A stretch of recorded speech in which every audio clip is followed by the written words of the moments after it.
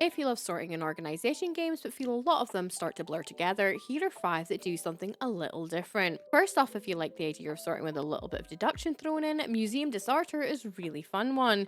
In this game, loads of stolen paintings have been returned to the museum, but now you need to work out where they actually belong. But you're not just matching them to some obvious label. Instead, you're given little clues and descriptions, and you have to look at the artwork, figure out what it's showing, and decide which collection it should go into. So it feels less like basic shelving and more like solving tiny art puzzles as you tidy. If you'd rather have something a little bit more hands-on, Catchemist takes this whole organisation idea in a completely different direction. You're not just putting ingredients back on a shelf, you're actually collecting them, processing them through different stations, brewing the potions, and then organising the finished results properly. So the sorting here becomes part of a much bigger workflow, and it almost feels like a little production line, especially if you're playing with other people. But if potion brewing isn't your thing, how about sorting items in space? Because tidy up spaceship exactly what it sounds like. You're tidying up a spaceship full of books and clutter, but the reason this one stands out is because there's a zero G mode. So instead of everything just sitting nicely where you dropped it, items can actually float around, and suddenly moving, throwing, and catching things become part of the challenge. It's still the same cozy sort and shelf idea, but the zero gravity gives it a completely different feel. Plus, this one is free. This next one is probably the most niche of the lot,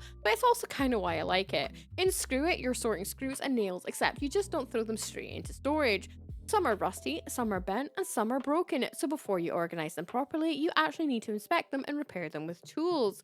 So the gameplay loop on this one is find it, fix it, then you can sort it. And honestly, that extra little repair step makes it feel a lot more unique than you'd expect from a game about organising hardware. And last, we've got another museum game, but this one is completely different.